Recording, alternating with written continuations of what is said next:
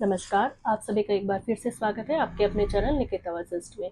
आज हम एक ऐसी प्रॉब्लम के बारे में डिस्कस करना चाह रहे हैं, जो बहुत सारे लोगों को हो जाती है, उसका एक्चुअल कोई रीज़न पता ही नहीं है लोगों को कि ये क्या हो रहा है।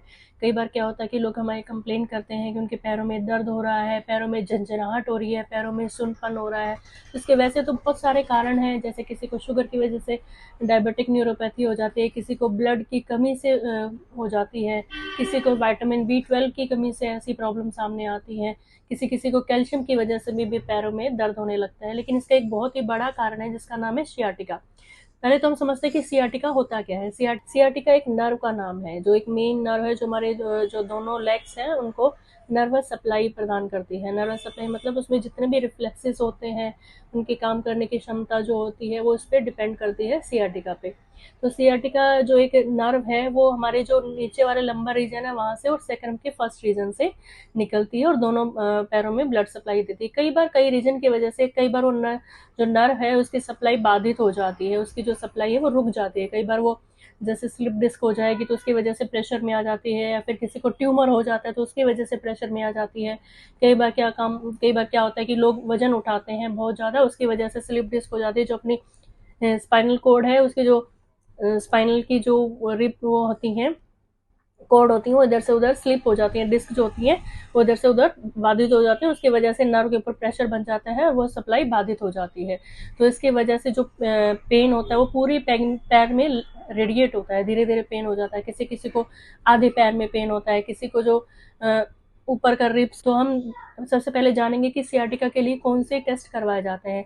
पहले तो हम जो पेशेंट होता है उसकी क्लिनिकल हिस्ट्री लेते हैं कि उसको पेन कैसे जा रहा है, उसके पेट की रेडिएशन क्या है, कि कहाँ से कहाँ की तरफ रेडिएट हो रहा है।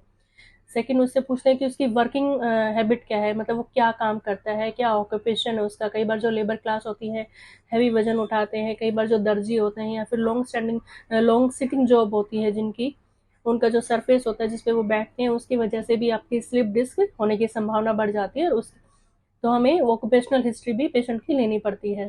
थर्ड आता है इन्वेस्टिगेशन। इन्वेस्टिगेशन इसमें सबसे जो पर्पसफुल इन्वेस्टिगेशन होती है वो है एमआरआई। एमआरआई की वजह से हम क्लैरिफाई कर पाते हैं कि इसको स्लिप डिस्क है या नहीं है। उसमें एक्चुअली जो नर्व का जो डिप्रेशन है उसमें दिखाई देता है। तो MRI is one of the important diagnostic step.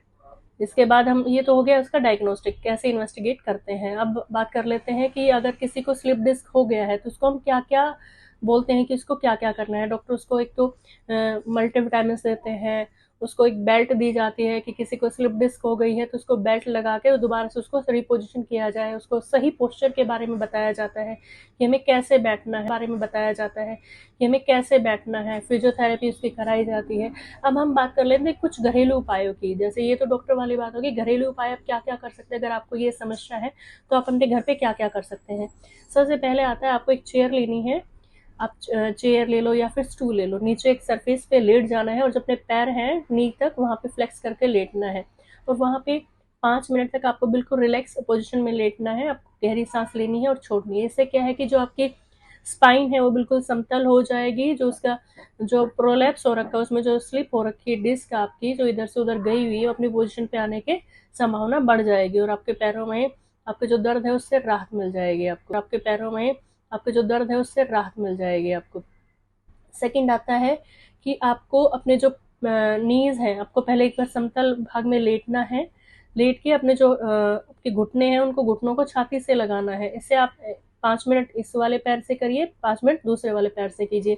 इससे आपको काफ़ी राहत मिलेगी। जो आपकी जो स्पाइन है उसमें ट्विस्टिंग होगी और वो स्पाइन की जो आपकी नर्व जो डिप्रेशन में आई हुई है, नर्व जो आपकी दबी हुई है, वो दोबारा से निकलने के चांसेस बढ़ जाएगी और उसमें सप्लाई बढ़ जाएगी।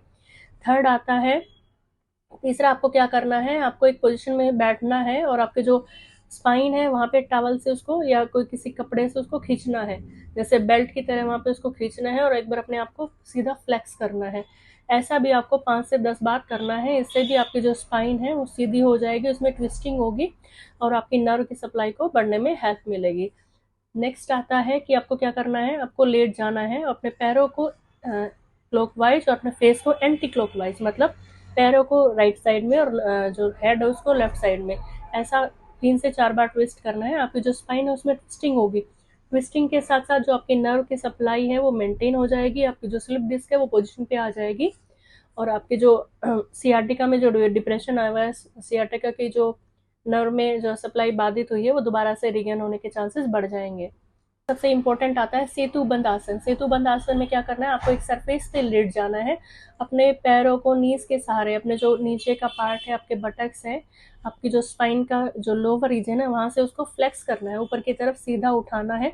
और ऐसा आपको 5 तक काउंट करना है, 1 2 3 4 5 ऐसे काउंट करके फ्लेक्स रखना है, फिर धीरे धीरे नीचे आ जाना है। ऐसा आपको 5 से 10 बार करना है। इससे आपको 2 फायदे होंगे, और जो आपकी रिब है, सॉरी, जो आपकी स्पाइन है वो अच्छे से स्ट्रेट हो जाएगी, और जो अब सप्लाई है वो प्रॉपर होने में हेल्प मिलेगी। करती हूँ आज मैंने जो सियाटिका के बारे में आपको बताया आपके लिए हेल्पफुल रहा होगा। अगर आपको हमारी वीडियोस अच्छी लगती हैं, आपके इसके सियाटिका के रिगार्डिंग कोई क्वेश्चन है तो आप हमें कमेंट कर सकते हैं। अगर आप चैनल पर नए हैं तो हमारे चैनल को प्लीज़ लाइक कीजिए, सब्सक्राइब कीजिए और अपने दोस्तों के साथ शेयर कीजिए। धन्यवाद।